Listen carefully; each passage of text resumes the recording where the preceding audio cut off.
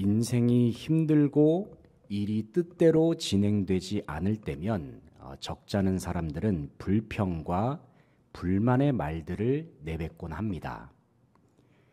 직장 생활을 하다가 상사나 동료가 힘들게 합니다. 그러면 가까운 가족이나 친구에게 그들에 대한 불만을 늘어놓죠. 반대로 남편이나 아내 혹은 가족에 대한 불만이 있으면 친구나 동료에게 가족에 대한 흉을 보는 경우도 있습니다. 인생을 살다가 풀리지 않는 문제들을 만날 때면 그 답답한 마음을 누군가에게 토로하고 싶죠. 또 이런 경우에도 불평과 불만이 나올 수 있습니다. 내 돈 내고 먹는 식당, 내 돈 내고 밥을 먹는 식당, 내 돈 내고 차를 마시는 카페, 내 돈 내고 휴식을 취하는 숙소, 심지어 내가 돈을 지불하고 치료를 받는 병원. 많은 사람들은 내가 돈을 낸 만큼의 합당한 서비스를 받지 못하면 그에 대한 컴플레인, 불만사항을 늘어놓습니다.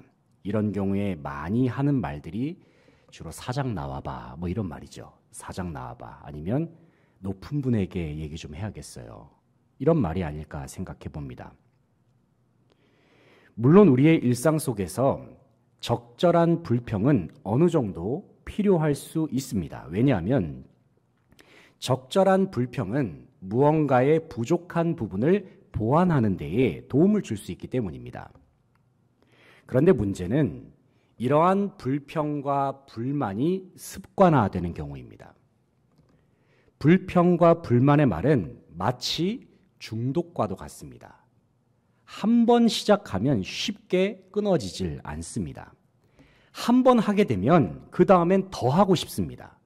그리고 더 많이 말하다 보면 너무나도 자연스럽게 입 밖으로 나오는 말이 불평과 불만의 언어입니다. 불평과 불만이 계속되면 어느 순간부터 습관이 됩니다. 그때부터 불평의 습관은 우리의 마음을 지배하고 우리의 일상을 지배하기 시작합니다. 그뿐만 아니라 습관화된 불평은 우리의 몸과 마음과 영혼에 좋지 않은 영향을 미칠 수도 있습니다. 어느 뇌과학 전문가들은 이런 말을 해요. 반복적이고 습관적인 불평, 불만은 사람에게 해를 끼친다. 이렇게 경고를 합니다. 첫 번째로 해로운 점이 무엇이냐면 사람의 뇌 건강을 악화시킨다고 합니다. 두 번째로 해로운 점은 주변 사람들의 기분까지도 나쁘게 만듭니다. 그리고 세 번째 해로운 점이 무엇이냐면 나 자신의 건강까지도 해칠 수가 있다는 겁니다. 누군가에게 험담을 시원하게 들어놓으면 잠깐은 마음이 가벼워질 수는 있습니다. 그런데 어떤 심리학자 교수가 그렇게 불평, 불만을 늘어놓는 모습을 가리켜서 이렇게 비유를 했습니다. 그분의 말입니다. 화가 난다고 해서 불평을 쏟아내는 습관은 마치 밀폐된 엘리베이터에서 방귀를 뀌는 것과 같다. 이런 말을 했어요. 엘리베이터에서 방귀 껴보신 적 있으십니까? 밀폐된 엘리베이터에서, 환기가 안 되는 엘리베이터에서 방귀를 뀌는 것과도 같다. 당장은 시원할지 몰라도 금세 주변 사람들이 괴로워하죠. 아주 엘리베이터에 꽉 찬 방귀 냄새를 한번 생각해 보세요. 얼마나 괴롭습니까? 나 자신까지도 결국에는 괴로워진다. 이런 말을 한다는 겁니다. 한마디로 말해서 불평과 불만은 주변에 피해를 줄 뿐만 아니라 나 자신에게도 해롭다라는 말입니다. 불평과 불만은 전파력이 강합니다. 우리 주변에 부정적인 영향이 급속도로 퍼져나갑니다. 그리고 내 마음과 내 생각의 영역까지도 그 부정적인 영향이 급속도로 들어오게 되어 있습니다. 혹시 우리는 주어진 일상 속에서 너무나도 쉽게 불평, 불만의 말들을 하고 있지는 않습니까? 만약에 그렇다고 한다면 우리는 한 번쯤은 불평과 불만이 우리의 삶 속에 얼마나 부정적인 영향을 미치고 있는지를 한번 생각해 볼 필요가 있습니다. 오늘 본 말씀인 시편 100편의 표제는 감사의 시입니다. 표제에 나온 것처럼 시편 100편의 주제는 바로 감사입니다. 저는 불평의 반대말이 있다고 한다면 그것은 감사라고 생각합니다. 특별히 우리는 불평의 언어가 아니라 감사의 언어를 해야 합니다. 왜냐하면 하나님께서 우리에게 감사를 요구하시기 때문입니다. 하나님께서 우리에게 감사를 명령하셨기 때문입니다. 그 옛날 이스라엘 백성들은 하나님으로부터 수많은 은혜와 복을 누리면서 살았습니다. 하나님의 큰 구원을 경험했습니다. 먹여주시고 돌봐주시는 하나님의 은혜를 경험했습니다. 그뿐만 아니라 이방 대적들의 공격을 물리쳐 주시는 하나님의 보호까지도 경험했죠. 하지만 이스라엘은 하나님의 은혜, 하나님의 보호, 하나님의 구원을 너무나도 자주 잊어버리면서 살았습니다. 그러다 보니까 그들은 하나님 앞에서 습관적으로 불만의 말들을 늘어놓기 시작합니다. 습관적으로 하는 불평과 원망이 그들의 일상이 되어버렸습니다. 조금만 힘들어도 하나님을 원망합니다. 잠깐이라도 인생의 어려움을 당하게 되면 하나님께 따지고 대들기 시작합니다. 그런데 습관화된 불평과 불만은 또 다른 죄의 문을 열게 하는 계기가 되었습니다. 이스라엘은 하나님을 점점 멀리하기 시작합니다. 급기야는 하나님이 계셔야 할 자리에 다른 신들을 모십니다. 우상들을 모시기 시작합니다. 이스라엘이 하나님의 은혜를 망각했을 때에 먼저는 그들의 삶 속에서 감사가 사라져 버렸습니다. 사라진 감사의 자리에는 불평과 원망이 들어섭니다. 그리고 불평과 원망의 끝에는 하나님이 아니라 이방신들과 우상들이 그 자리를 차지하고 말았습니다. 결국 하나님을 배반하고 우상의 길을 걸어갔던 이스라엘을 기다리고 있는 것이 무엇입니까? 멸망과 죽음뿐이었습니다. 바로 이런 의미에서 우리에게 주어진 인생 속에서 감사를 선택할 것이냐, 아니면 불평과 원망을 선택할 것이냐, 이 둘 사이에서의 선택은 너무나도 중요한 부분입니다. 왜냐하면 무엇을 선택하느냐에 따라서 생명의 길을 걸어가게 될지 아니면 멸망의 길을 걸어갈지 그 여부가 결정될 수 있기 때문입니다. 이 시간 감사의 시가 기록되어 있는 시편 100편의 말씀을 묵상하는 가운데 다시 한번 하나님 앞에서 감사를 결단할 수 있는 저와 여러분 되시기를 소망합니다. 더 나아가서 본문을 함께 살펴보면서 우리가 하나님 앞에 감사로 나아가야 할 그 이유가 무엇인지를 생각하면서 감사의 생활 속에 주어지는 풍성한 삶을 다 함께 누릴 수 있는 저와 여러분 되시기를 소망합니다. 첫째는 하나님이 나의 하나님 되심에 감사해야 합니다. 하나님이 나의 하나님 되심에 감사해야 합니다. 3절 4절 말씀 같이 한번 읽어보겠습니다. 3절 4절 시작. 여호와가 우리 하나님이신 줄 너희는 알지어다. 그는 우리를 지으시니요 우리는 그의 것이니 그의 백성이요 그의 기르시는 양이로다.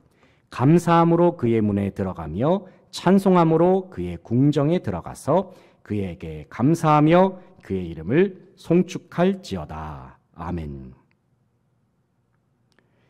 3절을 보면 여호와가 우리 하나님이신 줄 너희는 알지어다. 그는 우리를 지으시니요 우리는 그의 것이니 그의 백성이요 그의 기르시는 양이로다 말씀하고 있습니다. 방금 읽은 말씀에서 시편 기자는 이스라엘이 하나님의 소유임을 강조합니다. 하나님의 것이다. 하나님의 백성이다. 그리고 이스라엘이 하나님의 양이다. 이 사실을 계속해서 강조하고 있어요.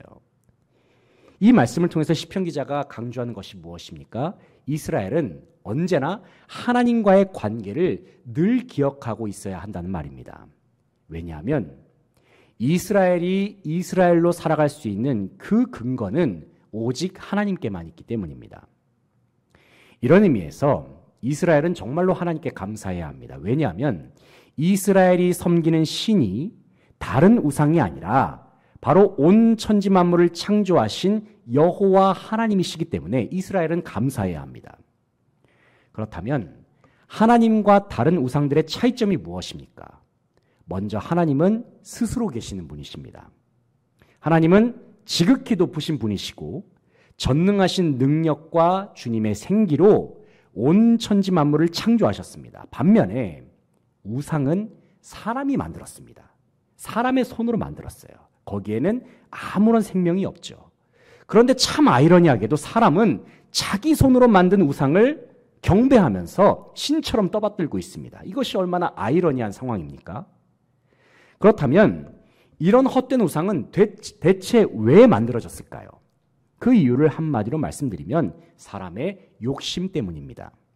다시 말해서 인간의 욕심과 욕망을 채우기 위한 하나의 수단으로서 우상이 만들어졌다는 겁니다. 그렇기 때문에 우상은 단순히 소원을 이루고자 하는 그 이상, 그 이하의 도구도 아닙니다. 그러나 참 유감스럽게도 사람이 조각한 우상은 그 어떤 기도도 응답할 수가 없습니다.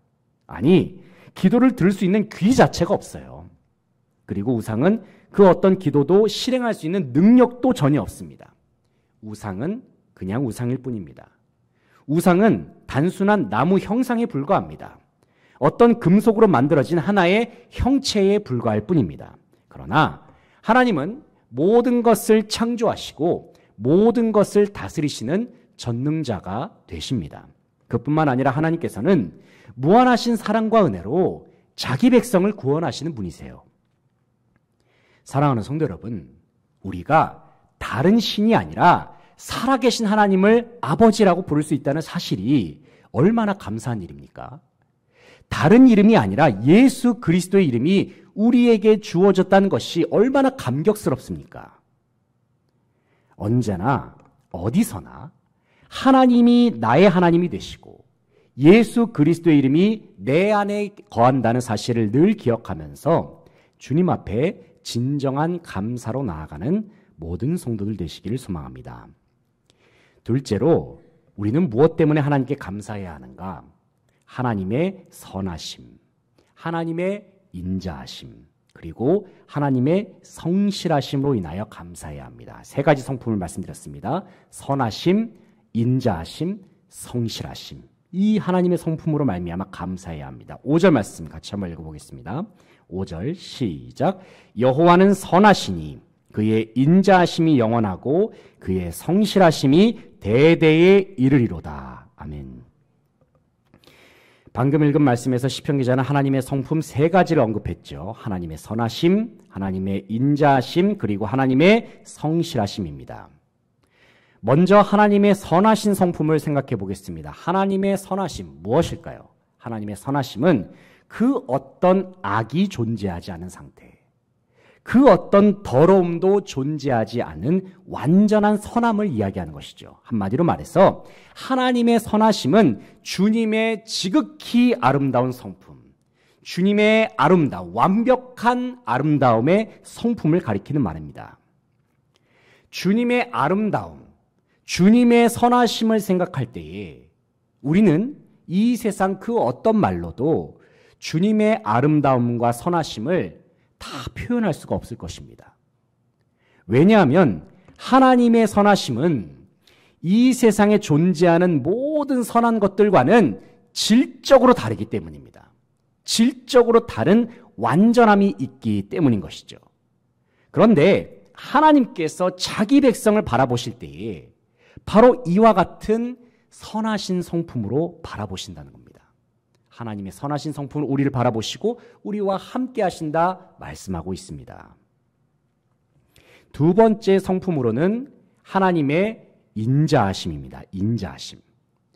여기서 하나님의 인자하심은 자기 백성, 하나님께서 택하신 백성, 자기 백성을 향한 변함없는 사랑, 신실한 사랑을 의미합니다.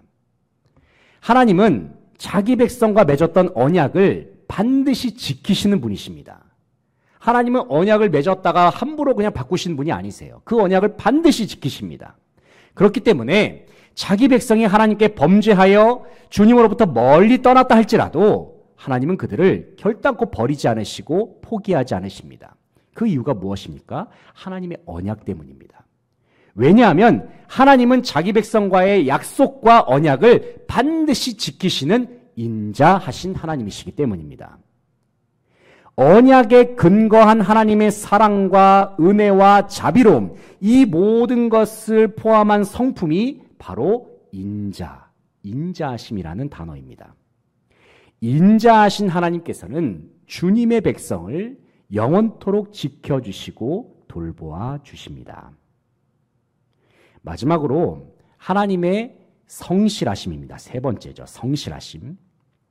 여기서 성실하심은 신실하고 진실되고 믿을만하다, 이런 의미가 있습니다. 하나님은 그냥 믿을만한 분이 아닙니다. 그냥 일반 사람들, 믿음직한 사람 믿듯이 그냥 믿을만한 분이 아니에요. 100% 완전히 믿을 수 있는 분이 하나님이십니다. 사람을 보고 세상을 볼 때에 우리는 만족할 수 없다고 그렇게 찬양하잖아요. 많은 사람들은 말합니다. 이 세상에 믿을 만한 사람 하나도 없다, 이렇게 말합니다. 왜 그렇습니까? 왜냐하면 우리가 만나는 모든 사람, 우리가 거하는 모든 세상도 다 불완전하기 때문입니다. 그러나 하나님은 완전하십니다. 하나님은 전능하십니다. 그리고 하나님은 성실하신 하나님이십니다. 그렇기 때문에 우리는 하나님을 신뢰할 수가 있습니다. 하나님을 의지할 수가 있습니다. 그리고 주님께 우리의 모든 인생을 다 맡겨드릴 수가 있습니다. 특별히 시편 기자는 하나님의 선하심, 하나님의 인자하심, 그리고 주님의 성실하심이 대대에 이를 것이다 말씀하고 있어요. 대대에 이를 것이다.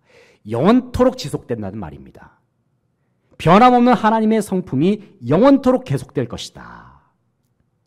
선하신 하나님, 인자하신 하나님, 성실하신 하나님이 영원토록 우리의 하나님, 나의 하나님이 되신다는 사실을 믿을 수 있길 바랍니다.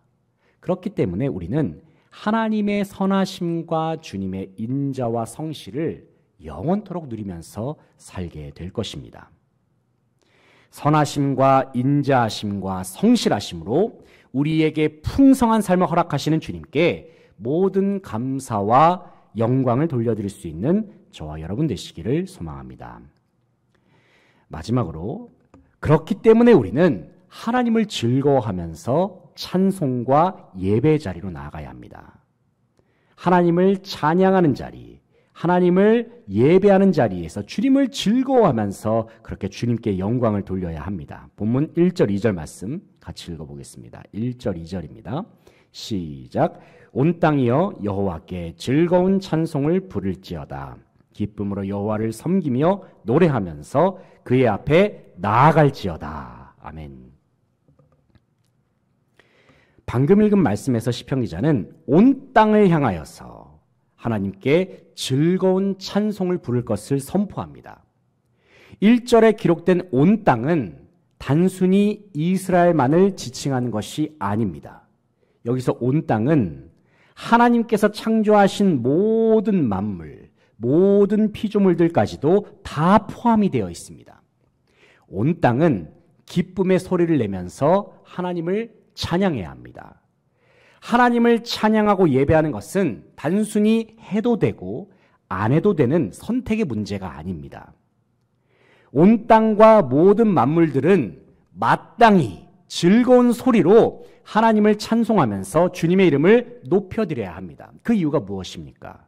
왜냐하면 주님을 찬송하고 예배하는 것은 온 세상을 창조하신 하나님께서 모든 천하 만민들에게 바라시는 하나님의 뜻이기 때문입니다. 하나님께서 원하시기 때문인 것이죠. 하지만 오늘날 이 세상은 하나님을 예배하는 것을 점점 멀리합니다. 아직도 수많은 사람들은 하나님을 예배하는 것에 관심을 두기보다는 자기들의 분주한 삶을 살아내기에 여념이 없습니다. 그뿐만 아니라 오늘날의 교회 안에서도 하나님을 예배하는 분위기가 점점 사그라드는 그런 모습을 발견할 수가 있습니다. 물론 코로나19의 여파가 있었음을 부인할 수는 없습니다. 그런데 코로나19 팬데믹이 종식되었다는 것이 전 세계적으로 선언이 되었잖아요.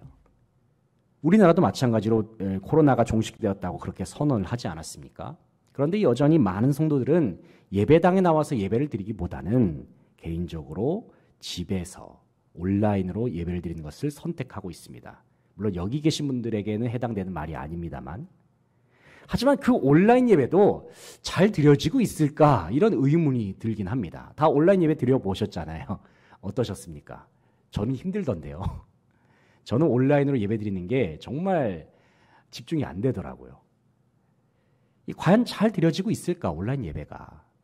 그렇게 예배 드릴 거면 그냥 나오시지. 이런 생각이 계속해서 드는 것이죠. 히브리서 10장 25절 말씀을 보면은 이런 말씀이 있습니다. 모이기를 패하는 어떤 사람들의 습관과 같이 하지 말고 오직 권하여 그 날이 가까움을 볼수록 더욱 그리하자 말씀합니다. 방금 읽은 말씀처럼 오늘날 이 시대의 분위기는 모이기를 패하는 분위기가 만연해 있습니다. 점점 아마 마지막 때가 다가올수록 더 극심해질 것입니다. 바로 이와 같은 세상을 살아가는 우리는 다시 한번 시편 기자가 외치는 소리에 귀를 기울일 수 있어야 합니다. 본문 1절 말씀입니다. 온 땅이여 여호와께 즐거운 찬송을 부를지어다. 사랑하는 성도 여러분, 하나님은 모든 만물의 찬송을 받으시기에 합당하신 분이십니다. 왜냐하면 우리의 찬송과 예배를 받으신 하나님이 어떤 분이십니까? 그 인자와 성실하심이 영원 무궁하신 하나님이시기 때문입니다. 그리고 참 좋으신 하나님, 선하신 하나님께서는 온 세상을 구원하시려고 이 땅에 독생자 예수 그리스도까지 보내주셨어요. 이 자리에 함께한 저와 여러분은 예수님을 영접한 하나님의 자녀, 하나님의 백성으로서 주님을 찬송하고 예배하는 은혜를 먼저 누리고 있는 줄로 믿습니다.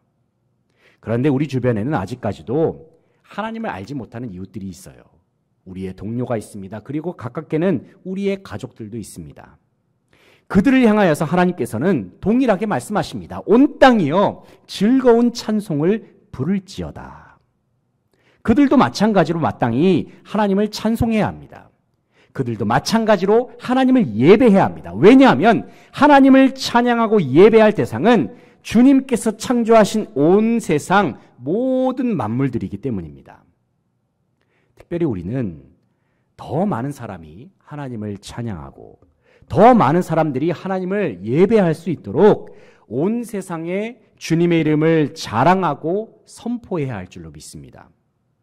온 세상과 열방이 하나님을 찬송하는 자리, 주님을 예배하는 자리로 나올 수 있도록 예수 그리스도의 이름을 이 세상 가운데에서 더 큰 소리로 외치면서 주님의 이름을 높이, 더욱 높이 드높이는 사명을 잘 감당할 수 있는 모든 성도들의 귀한 삶이 되시기를 소망합니다. 이제 말씀을 정리하겠습니다. 사랑하는 성도 여러분, 참으로 힘들고 어려운 이 세상만을 바라보면은 우리의 입술에서는 너무나도 당연히 자연스럽게 불평과 원망의 말들이 나올 수밖에 없습니다. 그러나 우리의 시선을 돌려서 전능하신 하나님, 위대하신 하나님을 우리가 제대로 바라볼 수만 있다면 그때부터 우리의 입술에서는 감사와 찬양의 소리가 절로 나오게 될 것입니다. 어떠한 삶의 현실 속에서도 감사의 문을 활짝 여시기 바랍니다. 그리고 찬양의 자리, 예배 자리로 믿음으로 나아갈 수 있는 모든 성도들이 되시기를 소망합니다. 무엇보다도 하나님께서는 우리를 자기 백성으로 삼아주셨습니다. 이 사실을 반드시 기억하십시오. 그리고 나의 아버지가 되시는 하나님께서는 언제나 우리와 함께 하셔서 인자와 성실로 우리의 삶을 지켜주심도 기억하시기 바랍니다. 특별히 하나님께서는 저와 여러분의 삶 속에 참된 기쁨과 즐거움을 주시는 분이십니다. 주님께서 주시는 이 놀라운 기쁨은 세상에서는 결단코 찾을 수가 없습니다. 이 기쁨과 즐거움 우리만 누려서는 안 됩니다. 온 세상도 온 열방도 다 함께 누릴 수 있어야 합니다. 간절히 바라옵기는 하나님께서 예비하신 풍성한 은혜들을 온 천하 만민들도 다 함께 누릴 수 있도록 예수의 이름, 예수 그리스도의 이름을 큰 소리로 외치면서 노래할 수 있는 저와 여러분 되시기를 소망합니다. 그래서 우리의 찬양의 소리, 예배하는 소리로 인해서 더 많은 사람들이 주님께로 돌아오는 역사가 바로 저와 여러분을 통해서 그리고 우리 수지광성교회를 통해서 더욱 충만하게 일어날 수 있기를 간절히 바라고 소망합니다. 기도하겠습니다.